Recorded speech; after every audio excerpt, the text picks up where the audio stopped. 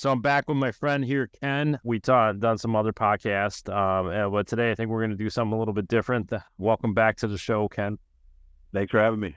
Yeah, no problem. So this time we're going to dive a little bit deeper into some past life, and maybe we'll pull some memories out of your hockey career, right? And so I'm living some of it with my 4 kids now, and all the same past events that you have, and then you've actually played to a high level. Can you give just a little background on some of your experience on hockey, where you came from and where you ended up? Sure, Besides the sure, beer love league. to. So, no, starting way back when, and that's like 4 or 5 years old, and it's just getting introduced to the ice was probably something that my parents didn't play, so it was new to them too, and it was just through a friend. And there's something right about it. I actually started out figure skating and had the opportunity to play hockey. And when I say started out figure skating, I literally did one class and figured out quickly it wasn't for me. Didn't know at the time that it was going to be such a major part of my life. And, still to this day, it's like, I walk into a rink and there's just a calmness about being in there just because I spent so much of my life inside a rink or arena, however you want to refer to it as. But transitioning through it, it's definitely something that all sports for me have been something were easy for me, let's say. I've always excelled. And it got to the point where I didn't really know what I wanted to do after high school. And that's actually what led me to college. I mean, I didn't really have a focus on a career. I wanted to play a sport in a college. And at the time, I figured football would be number one. But then when you start to look at it, hey, I'm 5'9", I'm only 180 pounds. Can't really go too far being an outside linebacker. So hockey was next and kind of switched gears and had the opportunity to go to prep school. I had a coach who was a football coach in high school that said, what's your future like? What do you want to do? And he was just recently out of Desert Storm. And so he had this like big mindset of, work hard, work ethic, all that stuff. And he's the one that mentioned to me, he's like, why don't you check out prep school? And I said, you know what? I said, I can't stand prep school. That is not the thing for me. And he said, there's different schools, and he got me to look at Bridgeton Academy, which is an all boys prep school up in Maine. And then Trinity Pauling was another all boys school. And then the third was Northfield Mount Herman. And I think I would have went to Bridgeton, but it was in Maine and I'm in Connecticut and I just didn't want to be way up north. So I went to Trinity Pauling and, the things that happened there was hockey was at another level, but the school and the work ethic, just simple things of, you had to wear a tie going to school. And I was never used to that. And I mean, I literally bought a clip-on tie and wore the same tie for the entire year, but it's just the fact that we had to be dressed, you had to be on time, effort was number one. And the hockey was the same way, playing at a different level, different kids. And that's what really got the doors open for me for college. All of a sudden I was getting recruited and went out to Lake Forest in Illinois for my first semester and found out very quickly that a lot of people had gone there to play hockey and a small percentage, not even the 80-20 rules, more like the 10-90, 10% of the guys that went there to play were actually playing. So I made a transfer to St. Michael's in Vermont and great move. I had to sit out for a year or half a year during the transfer and then got to play for the following 3 years. The things that you learn, one on the ice, but off the ice, and some great exposures. Our junior year, we got to go to Finland and Sweden, some things that I don't think I would have got to experience on my own. All that being said, looking back, like the flip side is that it is like having a second job. And when you're in college, a lot of people don't want to put that effort in. There was a lot of people that went to St. Mike's that I actually lived with. I think I lived with 7 other guys. And by my senior year, I was the only one left playing college hockey. But that being said, even after that, I figured I'd give it a shot and see if I could make this into a job and try it out for many different teams in the minor leagues. And then went out to a free agent camp in Toronto. And that was an experience that I'll never forget. I mean, literally driving from Hartford, Connecticut to Toronto with my hockey bag and a bag of clothes, thinking like, all right, I'm going to play professional hockey as a living. And you get up there and, for lack of better words, it was somewhat of a shit show. Like I remember my people that I asked for advice to say, if you go up and, you don't need to fight, you can show your talent. And I think it was the second shift, 30 seconds in, I'm in the first fight of the tournament. And that was the thing. It was like you had to do something to be different than all the other people there. Granted, that was that league was the Western Professional Hockey League, which I think now is part of the Central League. But it was a learning experience just to see on the different levels and just to realize that, in the little, let's say, world that you're in, whether it's your college or your high school, and you're at the top of your level, when you start to move up, everybody's at the same level. And that really gets down to, what are you going to do to be different? Or what are you going to excel on? What are you going to almost market yourself as, hey, I'm a defensive forward, or I'm a goal scorer, or I'm a fighter. You really got to stick to what your strengths are and capitalize on it to stick out. So I kind of flew through No, this is all good stuff. Yeah. So let's go back to the experience on the ice, right? And so what are, some things that you remember, like some of the memories that you have that maybe were some key moments, not only in your hockey career, but what is really transferred over to the business career, and what correlations might be there? Because there's so much that I see in the sport, especially watching kids, that, between making decisions faster than most adults do in their entire lives, and you have to do it in split seconds.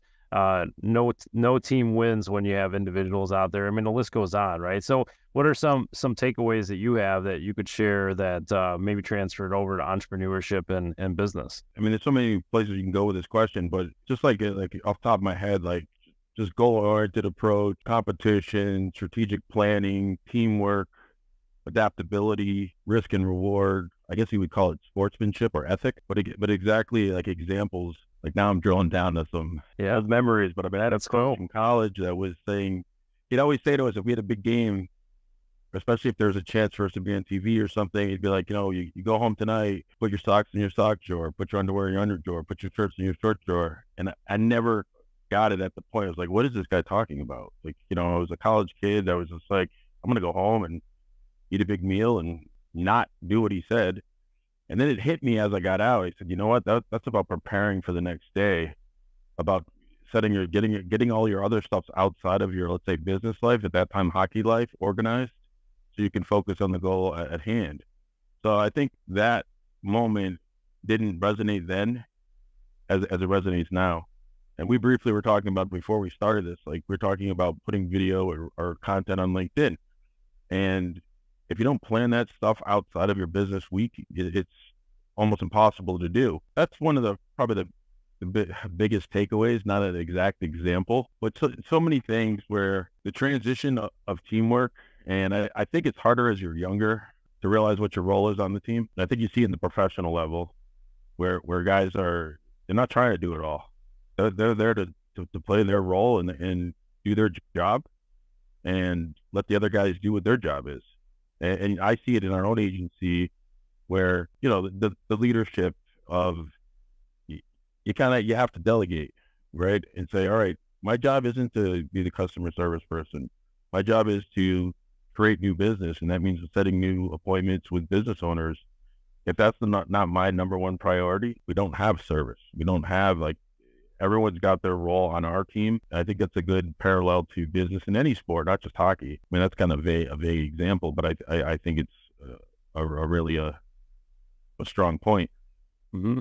So let's tie some of what you just talked about to what you and I talk about to employers and HR and CFOs every single day. So you had mentioned that the coach tells you have to do things planned in order, and how does that translate? And if it's not in the calendar, it doesn't stick. But so we talk to these employers on ideas and concepts about moving the trend and having predictable renewals, as you say.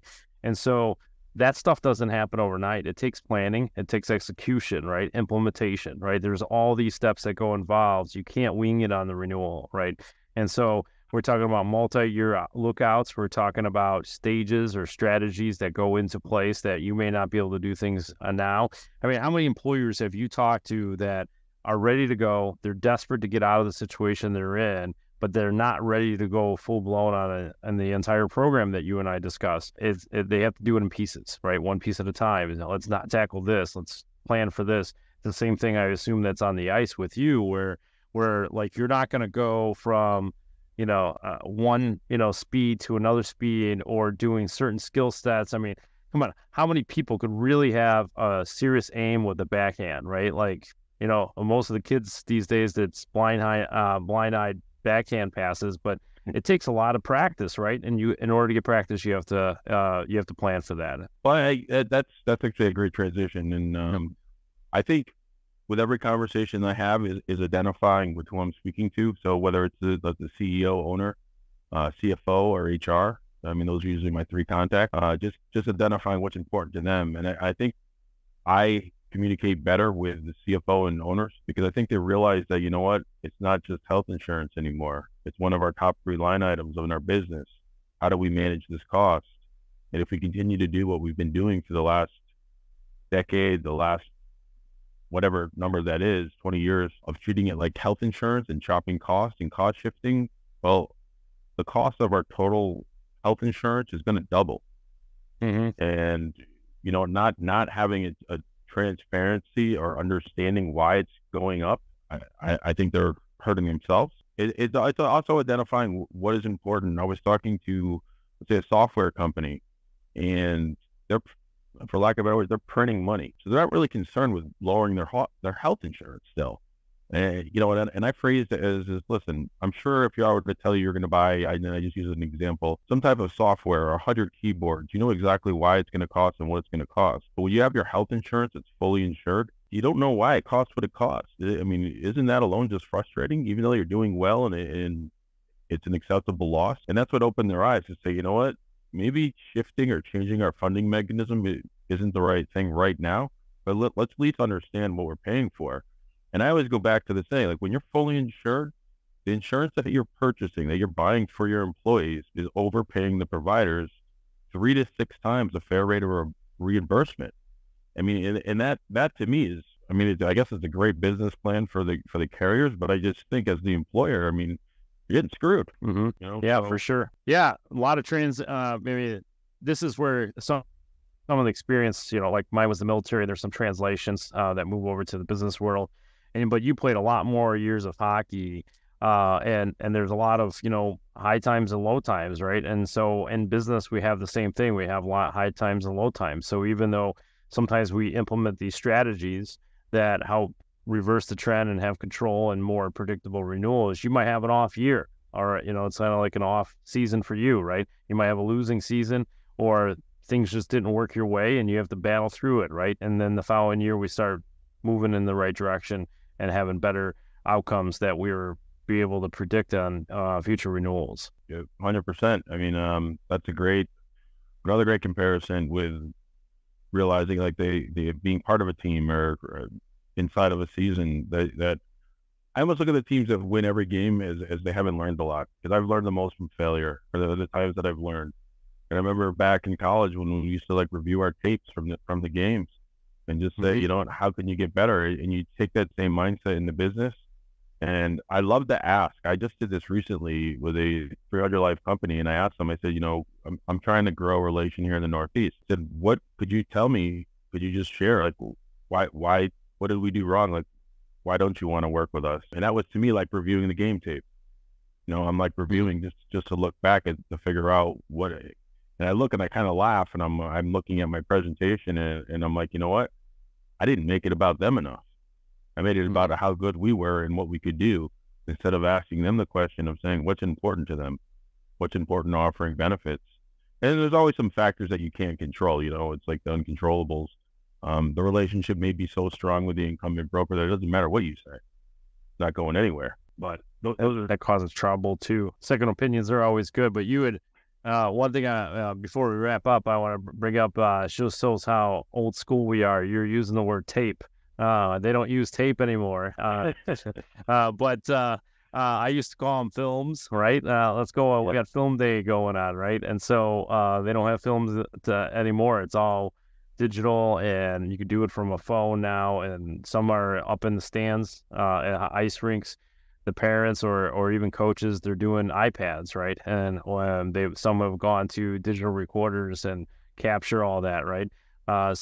But it also leads into where if you keep doing things the same old way, like, can you imagine if you're out there with a camcorder today, you know, bust it up on the shoulder and say, I want to record this. This guy doesn't lie, right? Obviously, technology has changed, and then the speed of it, right? Now you're talking about especially when you were growing up playing the sport, in order to watch the tape, you had to have somebody in the stands videotaping the tape, and hopefully nothing happened during that video cut, right? Because you only have one shot. And so the battery, make sure you have enough battery, and you have to make sure the tape doesn't get cut or magnetic, whatever that damages some of the tape. You got all that stuff. So you have to move into a different spectrum, obviously technology and whatnot. The same thing we do today is where I was headed with it, is the old school way is no longer valid, right? You're still using some old terminology, old processes, old everything, and then you expect different results. Things are getting more expensive. Things are not as fluid as it used to be. You feel like you're just stuck and you can't go anywhere. And so obviously bringing up what we do and what we do for employers, making things more predictable, streamlining the process, bringing technology to the workplace, and just making things a lot easier and more predictable, you can run a business better, right? If you had a projection that knew in 20 years, and I'm making this up, but let's say it's even shorter, 5 years, if you could have an outlook of 5 years that you know what your health insurance rates were going to be close, increases over the years, you could probably make better business decisions. I mean, that's great. Another great analogy is, but what's that saying? You said it's the definition of insanity, right? Doing the same thing and expecting different results. Mm-hmm. And when you look at, all these potential clients are running through my mind right now that are still fully insured, and they're continually happy with a 3% renewal, or they're going to get a 12. They're like, let's negotiate it. And, you look at that cumulative over a few years, and I said, you know what? If you manage that better, you'd be so far ahead of the game right now by managing your health insurance costs. And I think that's where I like to bring my clients, and those are the people I want to work with. But real quick before we wrap it up, I just, one thing popped into my head about, so many, going back to hockey, about so many people practice their shot or, their scoring ability. And the reality is that 70% of the time you don't have the puck. It's to work on the basis. Like, do you know where you are on the ice? Are you practicing your skating skills, your defense skills? And you can translate that into business where, it's not just about, let's say, winning a new business. Well, what happens after they become your client? What are you expecting? What do they expect out of you as the insurance advisor or from your team? And that's something that we do here, and I just started initiating this. Is like, as soon as a new client starts working with us, we send them a letter to say thank you and introduce them to our team and what they can expect on a timeline going forward. So that's, to me, a very, very similar parallel about not just worrying about scoring the goal or winning the account. It's what are you doing after or outside of that activity? Maybe out of order there when I mentioned that, but just kind of popped in my head here. No, this is all good stuff. And obviously we'll continue the conversation about sports and life and obviously employee benefit programs in the workplace. So this has definitely been great. And if you're on the East Coast, just look for Ken. He's still skating out there, maybe scoring a few goals here and there. Thanks, Ken. Thanks a lot. Appreciate the time. Yep.